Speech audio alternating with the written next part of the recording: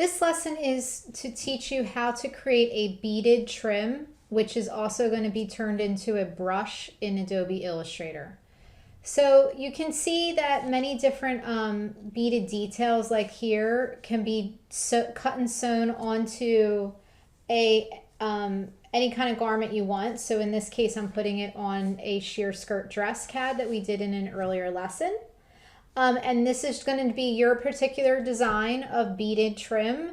But I'm going to show you just a couple methods to get looks like this that you can see up close. So just a kind of pearlized kind of look to the beads, different shapes that are decorative, some that are a little bit more simple.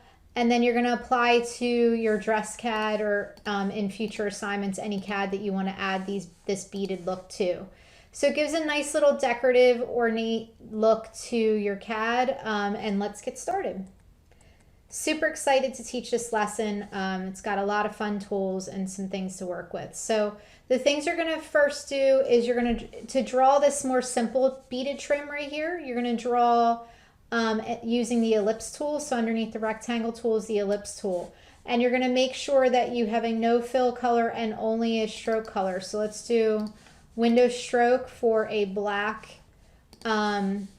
chip. So here's our black color chip. And we're going to make it a no fill color with a black stroke color. And I'm just going to put my lesson right next to the diagrams I have here. To use the ellipse tool to make a perfect circle, you're going to hold the shift key down when you stretch it out. And I'm just going to make a big circle like that. Let's do a window stroke weight of 1 point. Let me see what I have on here. Actually, I have 3 points. Okay, so let's click on it and do 3 points. A little thicker of a stroke line. So we have this is the start of our bead, which is one little bead that we're going to do in a continuous trim that's going to be called a pattern brush. So we have our ellipse tool, make a perfect circle, and then we're going to take it and we're going to add a gradient into the fill box. So if you click on your fill, you have a little gradient, put your fill over top of your stroke box, little corner should be over top. Click on the gradient tool, and now you have a gradient fill in your fill box with still that black stroke outline. So you want to keep the black stroke outline. And then you're going to take the gradient, and I have some copies here of the actual gradient toolbar so we can reference it when it opens up. You're going to take the gradient tool and you're still in gradients. You're going to get a window gradient to open up the gradient toolbox. And here's the real gradient toolbox I'm working with right now. I just have the copy to reference what I did. So you can see here, to get this kind of look, I added 1, 2, 3, 4, 5 circles to my gradient slider. And you can see they're all different various degrees of white and light shades of gray. And that gave me this look right here. So for me to get that, let me zoom in a little bit more so you can see. So that gave me this kind of pearlized look that you see here. So here's the one that I'm working on. So I'm going to add 1. Now you can see I have my gradient circles. I'm just going to click on the line and just add 5 total. So sometimes it might be a little stubborn, like it happened a minute ago. You just have to make sure you click on this line and the circles should start to appear. So once you have 5 circles in between your 2 end circles, so it'll give you a total of 7, you can slide them maybe a little bit more evenly. Watch what happens again in live time to your gradient and just see how it affects your gradient. Now the next thing we're going to do is just start to make all these gradient circles shades of grayish, light gray and white. So I'm going to maybe start here, double click on it. And I'm going to maybe go into, actually, let me move this gradient toolbar again so we can see it on the side. You want to make sure it's never overlapping your thing that you're working on for your gradient. So we're going to click on this, and I might actually, for this, I might actually click on the white chip in here. And let's just do that for a second. Then I'm going to go to the next one. And this one I might play with the gray slider. Then the next one I might fill with white again. And even though it looks pretty harsh right now, I think we can make it so it's softer in a moment. Then this one I might do the slider. The black one I might do white. Okay. Okay, so let's work with that. I'm just going to move these over a little bit. And for these white ones, no, for the gray ones, let's click on one of the gray ones and soften the color, maybe by moving it across the slider all the way over. Might have to do the same thing with the white because we don't want it to be super high contrast. And then for the white, let's maybe move that. Yeah, there we go. See how on the left side it's starting to get a lot softer? So for the white ones, you start off with an optic white, but you're going to move the slider over and kind of soften the gray to it like more of a grayish white tint until you get a little bit of a look that you like. And even on the grays, we might have gone too dark. So maybe I might lighten those up a little bit too.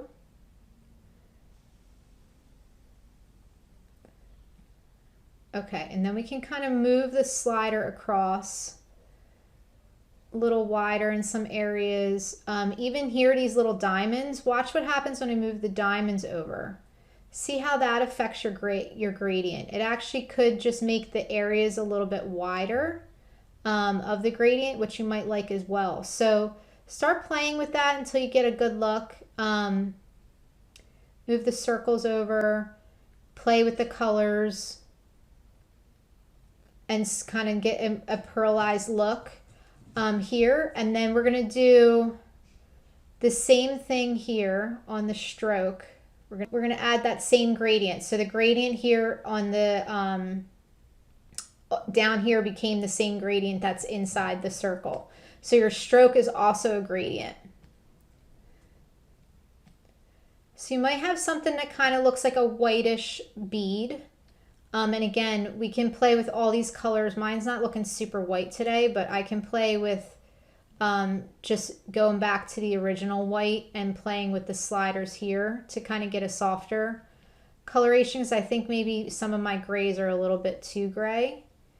So just play with it, see how it looks, and just get some kind of look that gives you a little bit more of a variance between light and dark.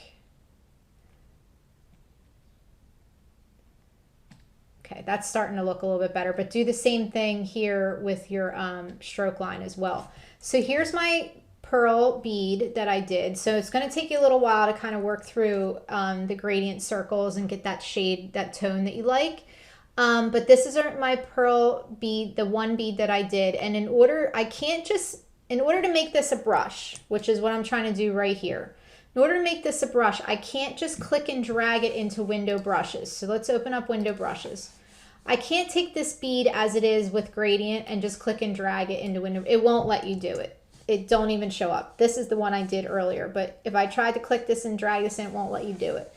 You have anything that has a shape that has a pattern fill or a gradient fill. Gradient is kind of considered a pattern in Illustrator. It needs to be flattened because it's too complicated. It's got 5 million shades of gray in it. Illustrator doesn't really understand how to simplify it and make it a brush. So what you need to do next is you click on it and you go Object Expand. So Object Expand. I'm just going to make a copy of this bead because I don't want to lose my original, but you're going to do Object Expand on yours, and the expand box is going to pop up, and we're going to actually type in the number 50. So you're going to backspace it, or it might come up with like 255 specified objects. You're going to just backspace and put in 50. Make sure your fill and stroke is selected, hit OK. And basically all it does is flatten out the gradient. So you're going to see, I'm just going to do a side-by-side showing you the differences between the one that has a true gradient in it is this one. The one that is expanded when we did the Object Expand, you can see it actually has a little bit more of like obvious lines going through it. It's because it simplified your gradient and made it more of a manageable, flatter image that now we can take and click and drag into window brushes. So you have to expand it in order to make it a brush. So click in. The next thing you're going to want to do is take the bead after you've expanded it, Object Expand. I'm going to make a copy of it. But you're going to take your one bead and you're going to do a scale that's going to make it a lot smaller. I did it at a very big scale right now, but you might want to look at your CAD and look at the size of your CAD and say, okay, this bead is going to be way too big. So I'm going to want to do something a lot more smaller to kind of fit the size of my CAD. So I'm going to take it, you can scale with the black arrow, or you can use the scale tool here. Just remember you got to pull at the sides and pull it in holding shift no matter what tool you use. So you're going to do a smaller scale version here. I already have one here. You're going to scale it to be smaller, and then you're going to click and drag that one bead into window brushes. So make sure window brushes is open. It's going to ask you what brush you want. You click on pattern brush, hit OK. Now it's going to show you your bead repeating, which is great. The third panel here, I want you to go to auto sliced, and that's just going to make sure that the corner edges have a little decorative detail that looks like the bead is shiny on both sides. Then you're going to go to method, coloration, tints, and shades. And all that's going to allow you to do is later on in the lesson is to show you how to recolor this bead into a different color so it doesn't always look like a white pearl. And you're going to hit OK. And you're going to see my bead is now in here. And then the next thing to do is to draw a stroke line. So I drew a stroke line using the pen tool. And I'm just going to copy and I'm going to click on that stroke line and turn it into my beaded pattern. And you can see that there. So now there's my beaded pattern, have it repeated, and anything you do, even with the pencil tool, you can even do wavy lines like this and turn them into the beads. So that's the great fun thing about the bead option. So the one fun thing too, in addition to that, that little bead that we have almost looks like a string of pearls, you can also take that same bead design, and now I'm going to zoom in on close on this, and you can get 3 other variations of a bead design. So if you take that bead, your bead design is already in window brushes. If you take that same bead design and go under the shape tool, and you pick the 3 different shapes I recommend are the polygon, star tool, and the rectangle tool. I want to be very conscious that you do not use something called the flare tool or the rounded rectangle tool. Let me show you where they are. Stay away from this tool here and stay away from this one here. They do not give you good beaded effects. So those would be the 2 I would not use. So let's see what the polygon tool looks like.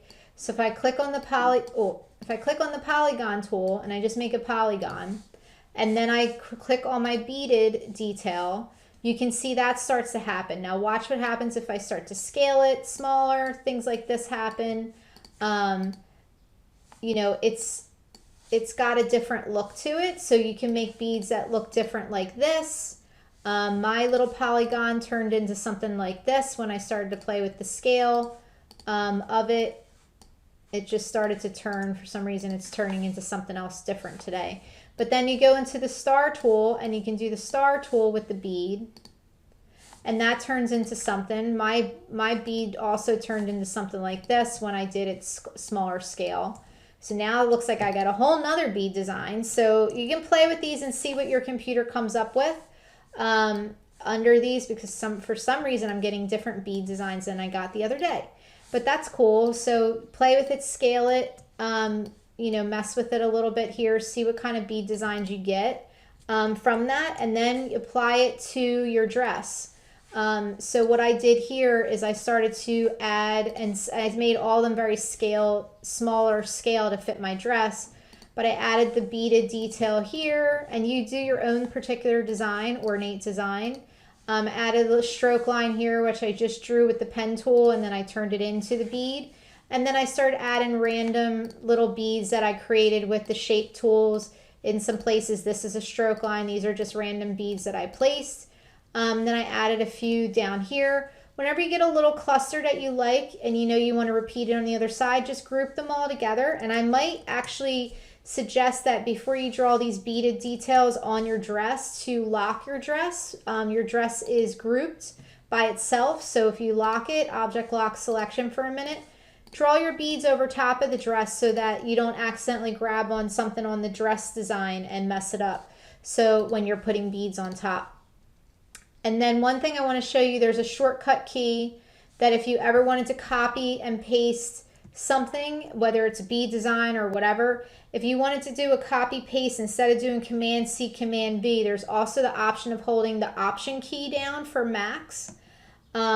and whatever your equivalent to the Option key, it's the key that shows up between Control and Command, or Control and Alt. I think it's Alt on PCs, but if you're a PC user, I'm not 100% sure. But it's Option key, you hold it down and it makes a copy of something, continuous and continuous. As long as you hold the Option key, you click and drag out the copy. So that's another shortcut key. So when you're repeating certain beads across your design and you want to just make a quick copy of it, use the Option key. And for PC users, I'm pretty sure, I think it's the Alt key that you're going to just copy, and then you can place little details on your dress. So the finished product of what this assignment is going to look like, here's your CAD template complete.